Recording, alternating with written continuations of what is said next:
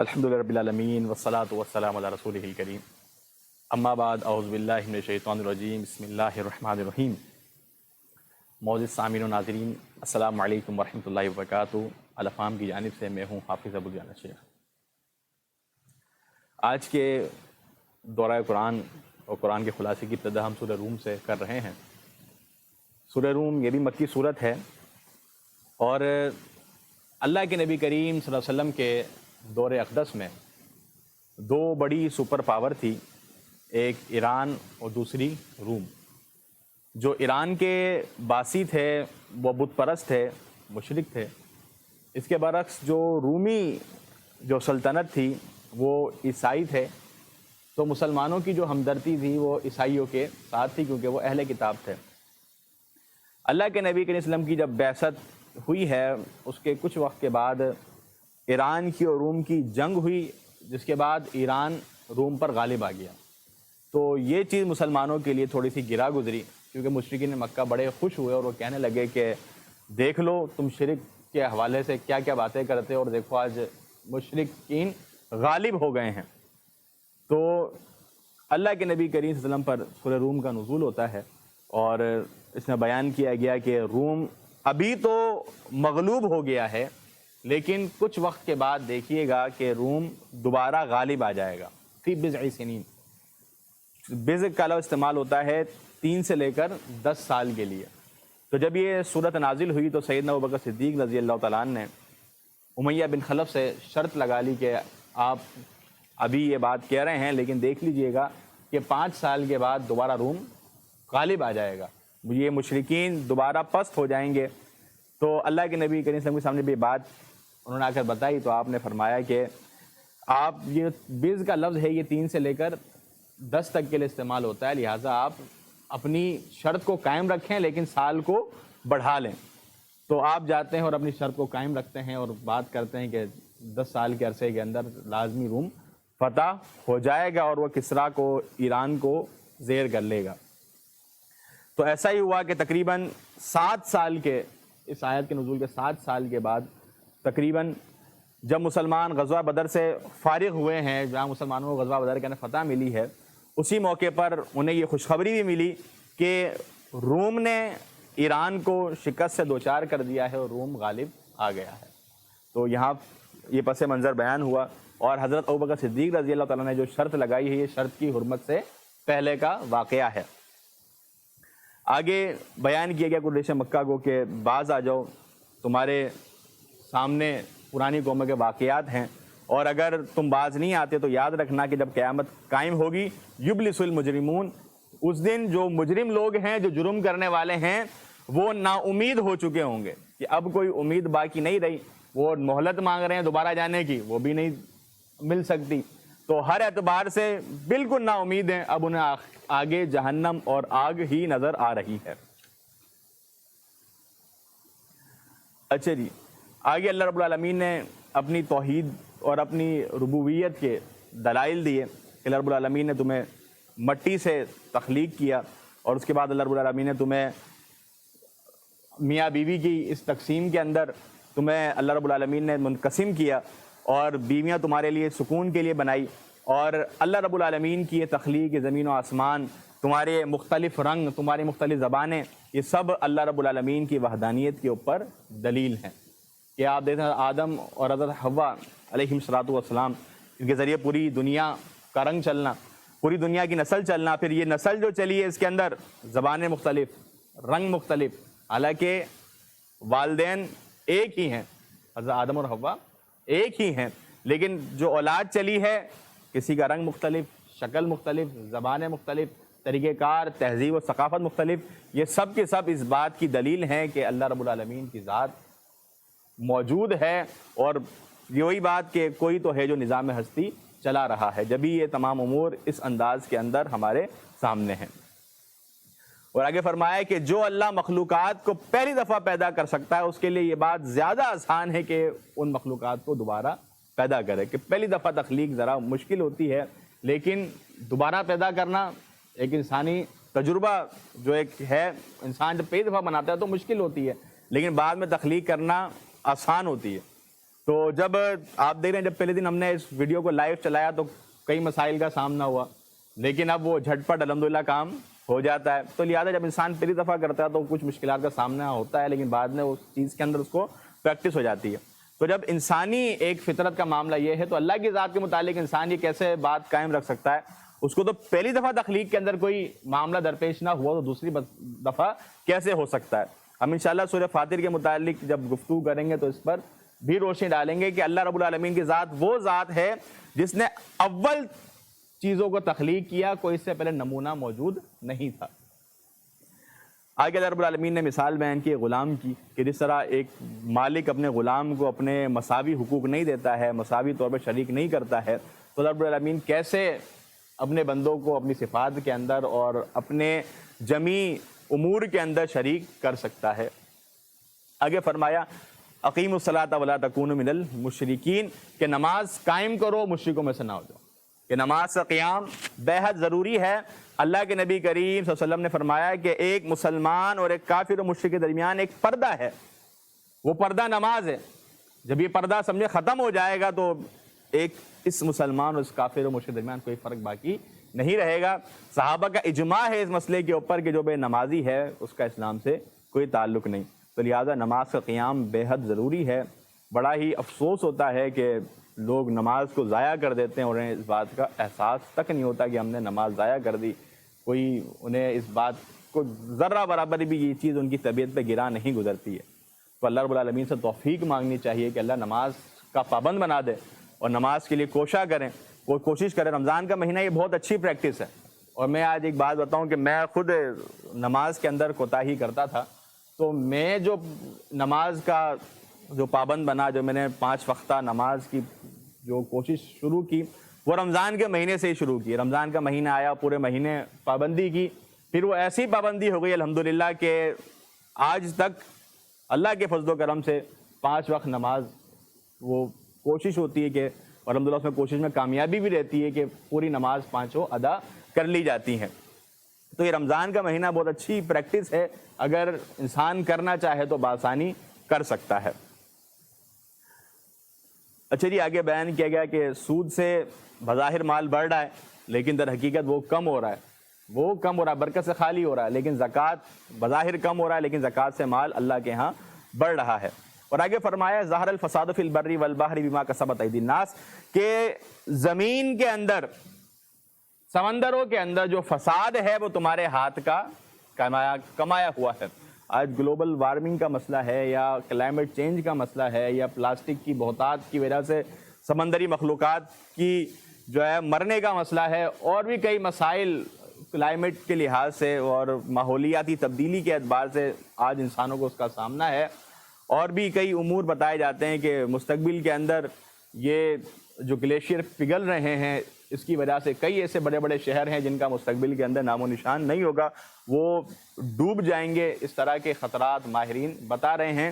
تو یہ جتنا بھی فساد ہے یہ انسان کا اپنے ہاتھ کا کمایا ہوا ہے. یہ بڑی تیزی کے ساتھ درختوں کاٹ کر اپنی سہولیات اور اپنی آسائشیں تو استوار کر رہا ہے، لیکن اس کی وجہ سے نقصانات کیا کیا ہو رہے ہیں اس سے تھوڑا سا انسان آنکھیں بند کیے ہوئے ہے. لیکن جو بھی فساد ہے یہ انسان کا اپنے ہاتھ کا کمایا ہوا ہے. شریعت نے، فطرت نے بڑی ہی بہترین زندگی ہمیں فراہم کی ہے. انسان اس کو فالو کرے تو انسان کے لیے آسانیاں ہیں. جتنا آسائشوں کی طرف جاتے ہیں تو اتنا مزید ہم اپنے لیے پریشانیاں اکٹھی کر رہے ہیں. اچھا جی، آگے فرمایا گیا جو اللہ کے نبی صلی اللہ علیہ وسلم کی حقیقت کو جانتے ہیں اور جاننے کے بعد بھی آپ کو تسلیم نہیں کرتے، تو یہ لوگ بڑے ہی سخت مجرم ہیں اور ان کا بڑا ہی برا انجام ہونے والا ہے. سورت کی اختتام کے اندر فرمایا گیا فَإِنَّكَ لَا تُسْمِعُ الْمَوْتَ وَلَا تُسْمِعُ الصُّمَّ الدُّعَاءَ إِذَا وَلَّوْا مُدْبِرِينَ، کہ آپ مردوں کو نہیں سنا سکتے. آپ مردوں کو سنا نہیں سکتے ہیں. کیا آپ یہ سمجھیں کہ ہم فوت شدگان کو سنا دیں، ان تک اپنی بات پہنچا دیں؟ تو یہ بات درست نہیں ہے. آگے فرمایا گیا کہ جو کفار ہیں ان کے دلوں پر اللہ نے مہر لگا دی ہے اور یہ علم نہیں رکھتے، اور آپ صلی اللہ علیہ وسلم کو صبر کی تاکید کی اور کہا کہ آپ صبر رکھیں، اللہ کا وعدہ سچا ہے. اچھا جی، سورہ روم مکمل ہوتی ہے. سورہ لقمان مکی صورت. لقمان حکیم بڑے ہی دانشور بزرگوں میں سے گزرے ہیں. اب مشرکین مکہ ایک بات کہا کرتے تھے کہ ہم نے اپنے آبا و اجداد کو اس کے اوپر پایا. وہی بات کہا کرتے تھے کہ جی ہم نے تو اپنے بڑوں کو اس پر پایا ہے. تو بات یہ کہ ذرا اپنے بڑوں کا بھی جائزہ لے لو, تمہارے بڑے کیا کہتے تھے, تمہارے بڑے کیا نصیحت کرتے تھے, ذرا اب اس کا بھی جائزہ لے لو. اور آگے جو حضرت لقمان علیہ السلام نے اپنے بیٹے کو جو نصیحت کی ہیں ان کا تذکرہ جب ہم کریں گے تو آپ دیکھیے گا کہ وہی نصیحتیں ہیں, وہی باتیں ہیں جس کی طرف محمد صلی اللہ علیہ وسلم قوم کو بلا رہے ہیں. سورت کی ابتدا کے اندر ان لوگوں کی مذمت بیان ہوئی جو اللہ رب العالمین کے راستے سے روکتے ہیں اور گانے بجانے کے جو آلات ہیں ان کو فروخت کر کر ان کی نشر و اشاعت کرتے ہیں, ان کو فروغ دیتے ہیں. تو ان لوگوں کے لیے بڑا ہی دردناک عذاب روز قیامت رکھا ہوا ہے. تو لہذا گانے بجانے کے جو آلات ہیں, آلات موسیقی ہیں, ان سے اپنے دامن کو بچانا چاہیے. صرف دف کی ہمیں اجازت ملتی ہے, شریعت کی طرف سے دف بجایا جا سکتا ہے. تو انسان شادی کے اندر اگر دف کہیں سے انتظام کر سکتا ہے تو ہم شادی میں دف بھی بجوائے تاکہ سنت پر بھی عمل ہو جائے اور جو دیگر خرافات ہیں انسان اس سے اپنے دامن کو بچا لے. اچھا جی, آگے حضرت لقمان علیہ السلام نے جو اپنے بیٹے کو نصیحتیں کی ان کا تذکرہ ہے. تو پہلی بات کہ اللہ رب العالمین نے فرمایا کہ ہم نے لقمان کو حکمت سے نوازا, دانائی سے نوازا. کیوں؟ انشکر للہ, تاکہ وہ اللہ کا شکر ادا کرے. تو بات یہ کہ جب انسان کو اللہ سمجھ اور فہم عطا کرتا ہے, علم سے نوازتا ہے, تو بجائے اس کے کہ علم پر تکبر کرے, علم کو لے کر کنجوس ہو جائے, بخل کر لے, نہیں بلکہ اللہ کا شکر ادا کرے اور اس علم کی نشر و اشاعت کے اندر اپنے آپ کو صرف کرے. اچھا, آگے بیان کیا گیا کہ حضرت لقمان نے اپنے بیٹے کو نصیحت کی. اس کے اندر پہلی کہ یا بنی لا تشرک باللہ, کہ بیٹے تو نے اللہ کے ساتھ کسی کو شریک نہیں کرنا, شرک نہیں. کیونکہ شرک جو ہے وہ بہت بڑا ظلم ہے کہ جس نے اتنے احسانات کیے.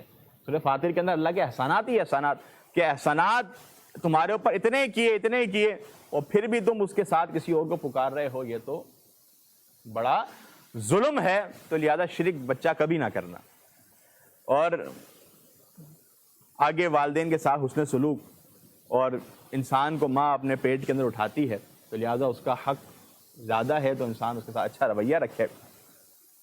اور والدین کے ساتھ حسن سلوک کے ساتھ ایک اور بات, اہم باتیں بیان کر دی کہ اگر وہ شرک کی طرف تجھے راغب کریں والدین تو پھر ان کی بات نہیں ماننی.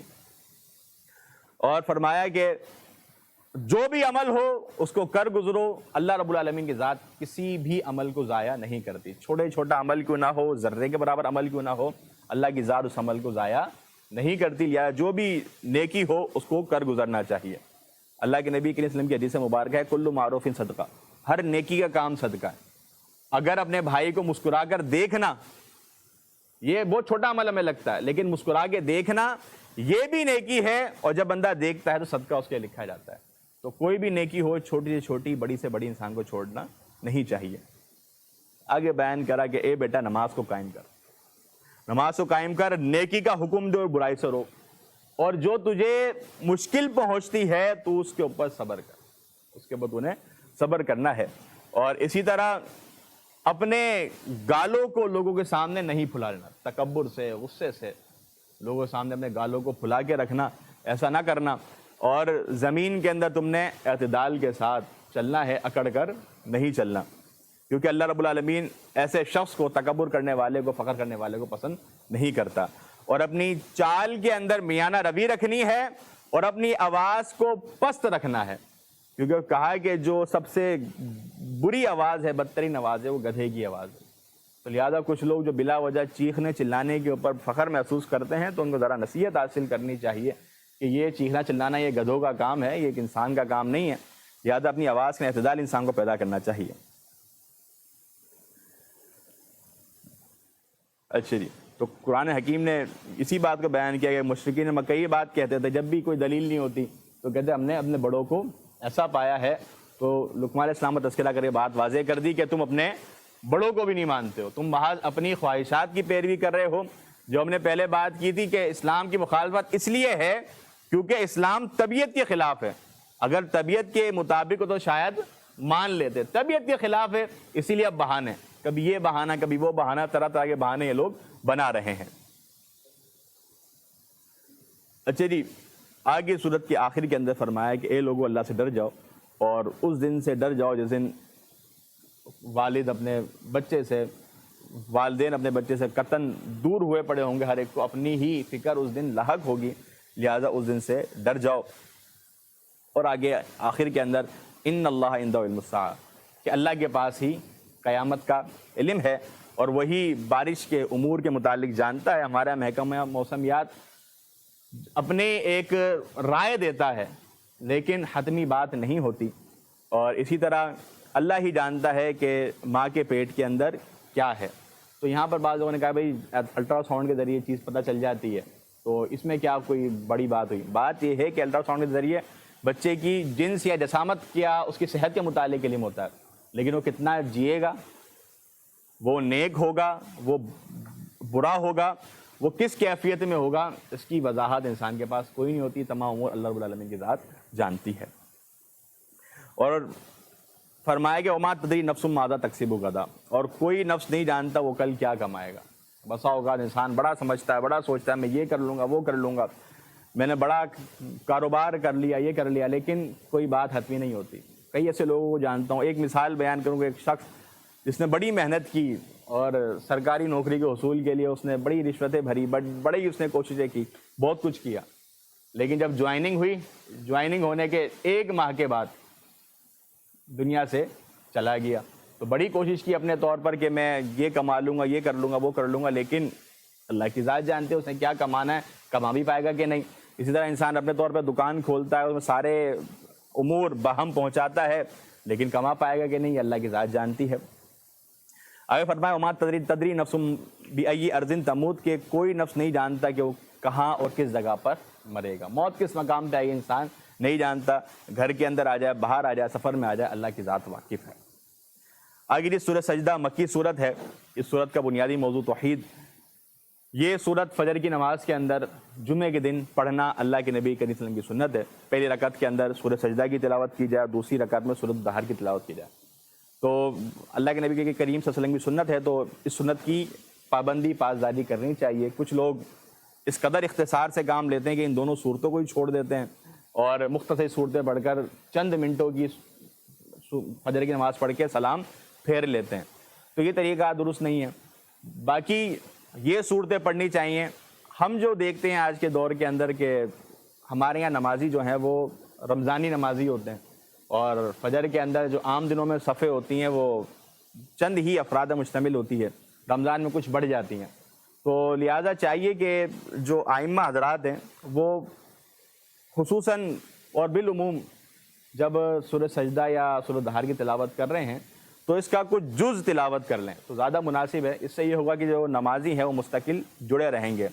اب لوگ آتے ہیں، رمضان کا پہلا جمعہ جو ہوتا ہے وہ بڑا موسیقہ خیز بھی رہتا ہے کہ سورہ سجدہ کے نا سجدہ آیا ہے، ابھی ہم نے تراویح کے اندر بھی کیا، تو جب امام صاحب سجدے میں جاتے ہیں تو آدھے جو مقتدی ہیں وہ رکوع میں جاتے ہیں، ان کو پتہ نہیں ہوتا کہ یہاں پر سجدہ بھی آ رہا ہے۔ تو یہ چیزیں کہ ہمارے اندر کافی کوتاہیاں، کافی کمیاں ہیں۔ ایمان کا تقاضا تو یہ ہے کہ پوری صورت پڑھی جائیں، لیکن چونکہ لوگوں میں ایمان کی وہ حالت نہیں ہے، اس سے کیا ہوتا ہے مسجد سے کٹنا شروع ہو جاتا ہے، مسجد سے دور ہونا شروع ہو جاتے ہیں، خصوصاً جمعے کی اور ہی زیادہ، تو لہٰذا یہ تھوڑا سا خیال کو چاہیے کہ وہ کریں۔ جی اللہ رب العالمین نے توحید قرآن مجید کے متعلق کیا گیا کہ مشرکین مکہ سے گھڑی ہوئی کتاب قرار دیتے تھے، تو اللہ نے کہا کہ یہ اللہ کی طرف سے نازل کردہ ہے، یہ گھڑی ہوئی کتاب نہیں ہے بلکہ اللہ رب العالمین نے نازل کی ہے تاکہ تم ہدایت پالو۔ آگے اللہ رب العالمین کی زمین و آسمانی تخلیق 6 دن کے اندر عرش پر ہونے، اور مجرمین جو یہ نشانیاں دیکھ کر نہیں مان رہے ہیں، روزے قیامت پھر وہی رٹ لگائیں گے کہ ہمیں واپس بھیج دیا جائے۔ بھائی ابھی تم حاصل نہیں کر رہے، جب بعد میں بھیج دیا جائے گا تب بھی انسان کی ایک فطرت ہے کہ آپ دیکھ لیں کہ خصوصاً جو طلباء ہیں، سے مثال سمجھاؤں تو وہ تیاری کو ڈیلے کرتے ہیں، امتحان کی آخری رات آ جاتی ہے، اس رات پریشان سے تیاری کرتے ہیں اور اگلے دن یہ ارادہ کرتے ہیں یہ اگلے سال میں اب روزے اول سے پڑھوں گا، لیکن جب وہ تو پھر میں کل سے شروع کروں گا، میں رات سے شروع کروں گا، وہ پارا اس آخری کہانی تک۔ تو جب انسان کو مہلت مل جاتی ہے یہ تو بجائے اس کے کہ وہ تیاری کرے، ڈیلے ہی کرتا ہے۔ مستقل مزاج لوگ ہوتے ہیں وہ آج ہی مستقل وہ مزاج، وہ ہمیشہ ان کے اندر یہ ڈٹرمنیشن ہوتی ہے، وہ مستقل مزاجی اور استحکام ان میں پایا جاتا ہے۔ صفات بیان ہوئی کہ جب اللہ کی تلاوت کی جاتی ہے تو سجدے میں گر جاتے ہیں، اور ان کی جو اجسام ہیں وہ بستر سے جدا رہتے ہیں، ان کی کروٹیں بستروں سے جدا رہتی ہیں، اور وہ اللہ رب العالمین کا ذکر اور اس سے دعائیں خوف اور طمع کے ساتھ کرتے ہیں۔ آگے بیان کیا کہ فاسق اور ایک مشرک یہ برابر نہیں ہو سکتے۔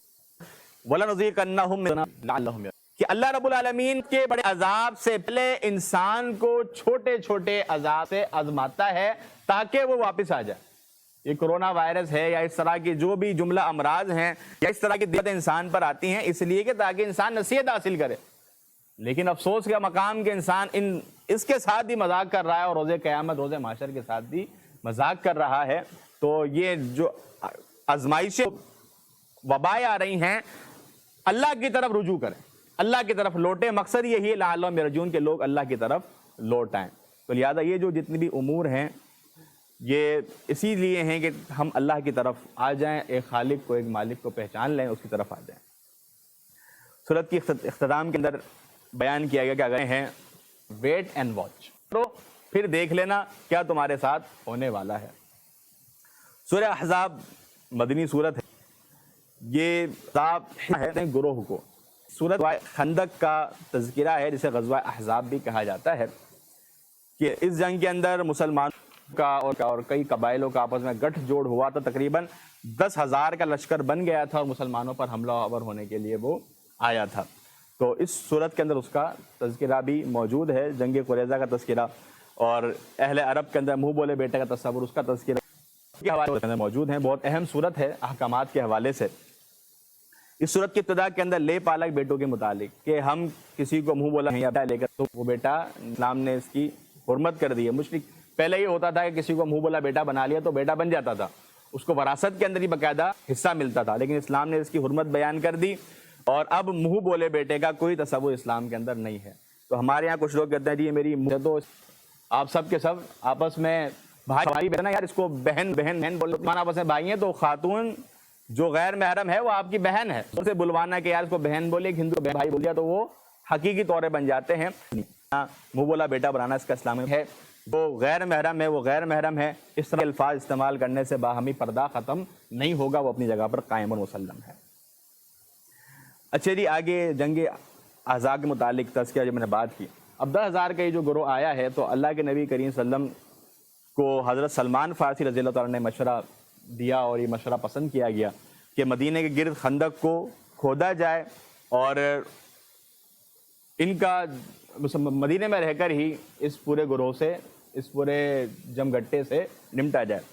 تو تقریباً یہ 1 مہینے تک مشرکین نے محاصرہ رکھا، خندق کو پھلانگ نہیں سکتے تھے، جس نے پھلانگنے کی کوشش کی اس کو تیر سے مسلمانوں نے جہنم واصل کر دیا۔ تو تقریباً 1 مہینے کا یہ محاصرہ رہا، یہ 5 ہجری کی بات ہے۔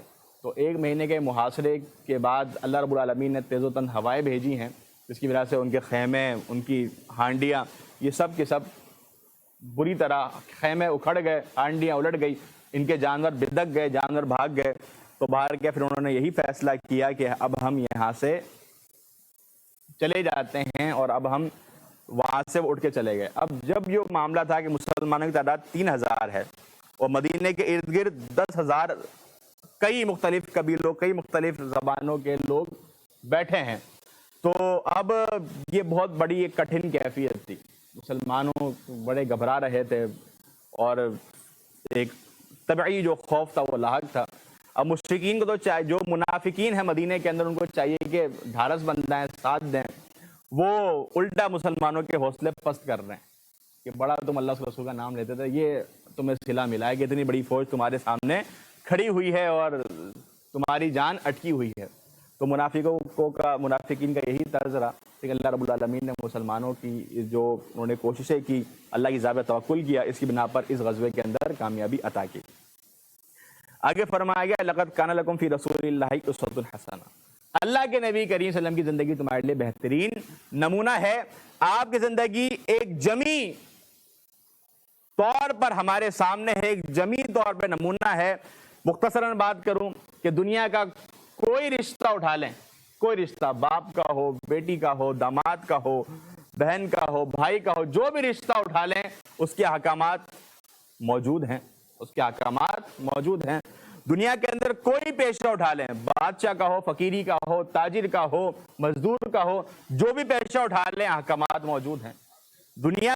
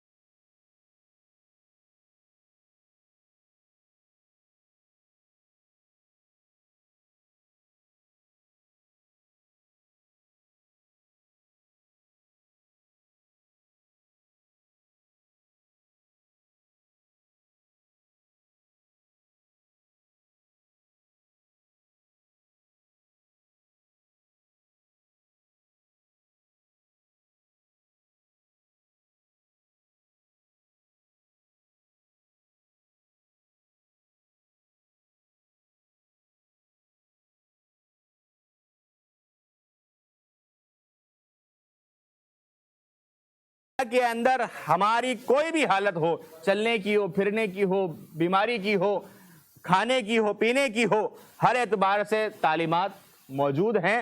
تو معلوم ہوا ہے کہ ہم کوئی بھی گوشہ، کوئی بھی رشتہ، کوئی بھی موقع دیکھ لیں، کوئی بھی رسم، کوئی بھی روایت اٹھا کر دیکھ لیں، رسول اللہ صلی اللہ علیہ وسلم کی تعلیم اس حوالے سے موجود ہے۔ یہ آپ کی جو تعلیمات ہیں اس کی جامعیت کی بہت بڑی دلیل ہے۔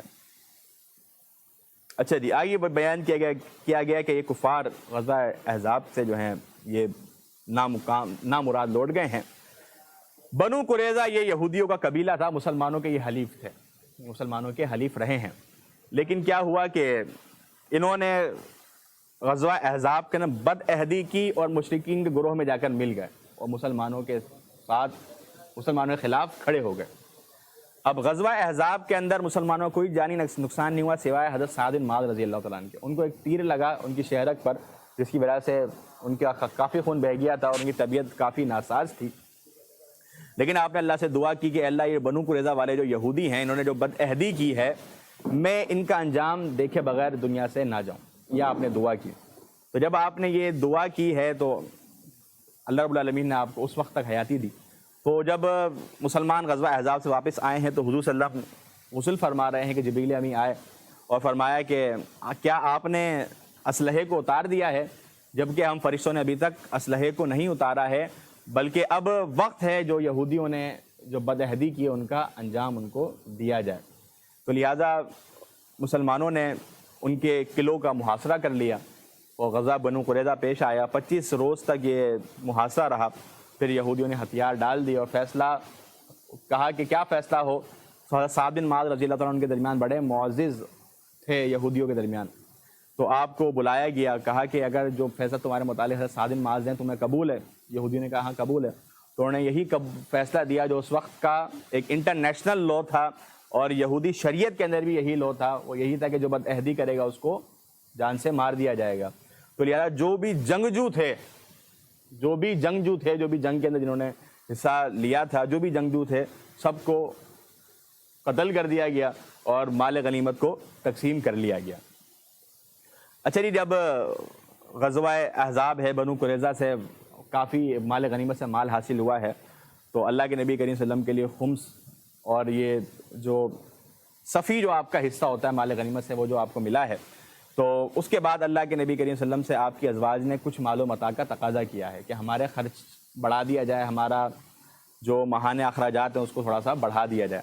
تو اللہ کے نبی کریم صلی اللہ علیہ وسلم نے اس بات کو ناپسند کیا اور پھر اللہ رب العالمین کی طرف سے آپ نے بیویوں کے درمیان علیحدگی کر لی اور 1 مہینے کے لیے آپ نے ان سے ایلا کر لیا تھا۔ اس کے بعد پھر خواتین کو اختیار دیا گیا، آپ صلی اللہ علیہ وسلم کی ازواج کو اختیار دیا گیا کہ اگر آپ مال و متاع چاہتی ہیں تو پھر اللہ کے نبی کریم صلی اللہ علیہ وسلم سے کے نکاح سے آپ کو نکال دیا جائے گا اور مال و متاع جتنا چاہیے وہ دے دیا جائے گا۔ لیکن اگر تم اللہ اس کے رسول کو پسند کرتی ہو تو پھر اپنی اس خواہشات کو دبا دو، اس کو ختم کر دو، اللہ اس کے رسول صلی اللہ علیہ وسلم کو پسند کرو۔